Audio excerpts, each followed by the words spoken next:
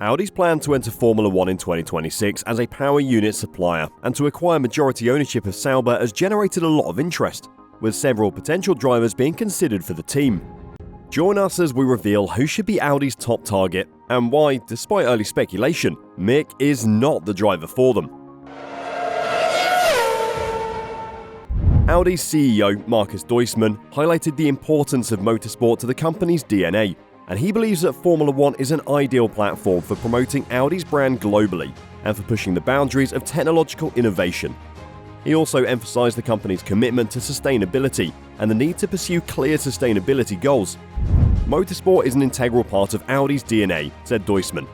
Formula 1 is both a global stage for our brand and a highly challenging development laboratory. The combination of high performance and competition is always a driver of innovation and technology transfer in our industry. With the new rules, now is the right time for us to get involved. After all, Formula 1 and Audi both pursue clear sustainability goals. Herbert Diess, the CEO of Volkswagen, which owns Audi, acknowledged that having a driver from the right country could be beneficial for a team's popularity in that country. However, the CEO of Audi Formula Racing GmbH, Andreas Roos, has stated that driver recruitment will be based on ability rather than nationality. Of course, it's always the case that a driver from the right country can be very successful in that country, and Formula 1 becomes very popular. Mick Schumacher's lack of a race seat in Formula 1 could make him an attractive option for Audi should they want him. While Schumacher is currently signed as a reserve driver with Mercedes, his chances of securing a race seat in the near future are slim, unless Lewis Hamilton decides to retire suddenly. Even Aston Martin, who have close ties with Mercedes, are unlikely to call upon Schumacher anytime soon, given their support for Formula 2 champion Felipe Drugovich. However, Schumacher's nationality could be an advantage for him if Audi chooses to be nationalistic in their driver selection.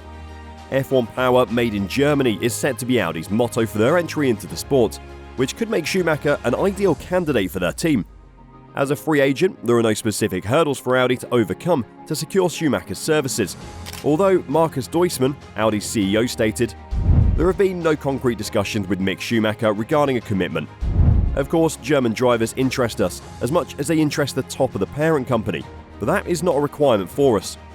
This suggests that while Schumacher's nationality could be a factor, his talent and ability will ultimately be the determining factors in Audi's driver selection. Valtteri Bottas has expressed his desire to continue with his current team beyond 2023, saying that he'll stick around as long as he enjoys it and can still perform. Bottas is seen as a preferred option for Audi due to his experience and is believed to be in the running for a potential seat with them.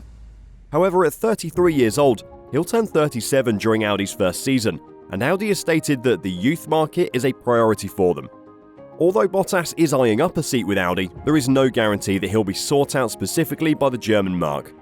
I think it's exciting that there's a new manufacturer coming into F1, but 2026 is still quite far away. We'll see.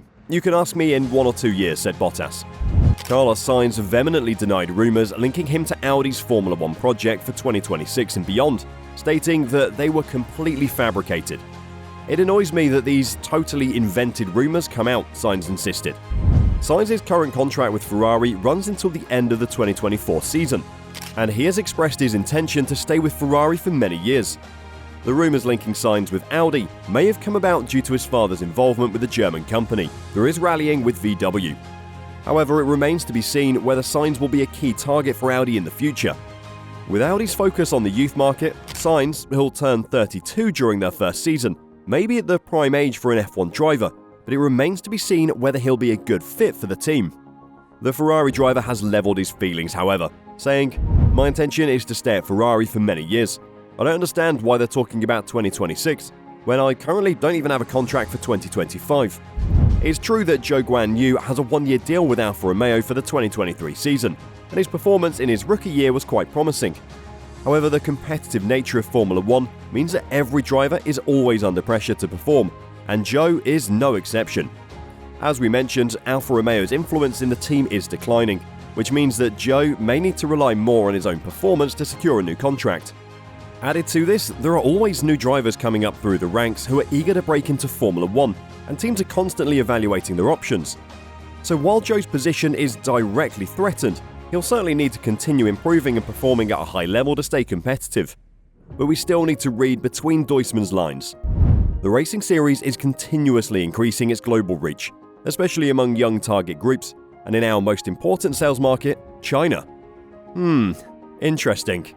It's always possible that Sebastian Vettel could be tempted back into F1 as a development driver, but as of now, there have been no reports or indications that he's considering such a role. Retiring at the end of the 2022 season, Vettel spoke of wanting to spend more time with his family and pursue other interests outside of F1. While a development role could offer him a chance to stay involved with the sport on a more flexible schedule, it remains to be seen whether Vettel would be interested in taking up such a position.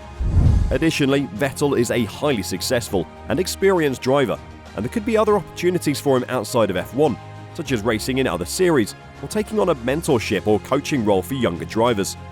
Ultimately, only time will tell what Vettel's future holds. Now, we're only speculating here, but if our money had to land on anyone for the 2026 Audi driver's seat, it would be the youngest Brit on the track. Lando Norris is a young, talented driver with a long-term contract with McLaren that ends at the conclusion of the 2025 season. He's already worked with Andreas Seidl, who will soon become the head of Audi's Formula E team, and this could make Norris a worthy target. Norris is only 26 years old by the time Audi could come knocking, and he'll have plenty of experience by then, having completed his 7th full-time season in F1. Norris has shown himself to be one of F1's superstars in waiting, and given McLaren's sporadic form, he could be tempted by a factory drive with a manufacturer like Audi. Seidl rates Norris extremely highly, and Norris has proven himself to be consistent and mistake-free in his driving, with a good relationship with his engineering crew. The potential of the Audi program is sky-high, and Norris can afford to keep his faith in McLaren in the short term, but it is frustrating for him to be driving better than ever, having to put up with a car that was actually worse in 2022 than 2021. Audi can benefit greatly from having Seidl on board, given his existing relationship with Norris, understanding of his thought process, and inside knowledge of the progress Audi is making behind the scenes. This will enable Seidl to make an honest and aggressive pitch to Norris.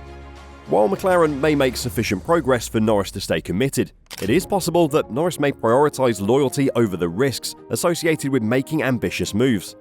Historically, F1 has rewarded drivers who have been strategic and wise in their career choices and made moves at the right time.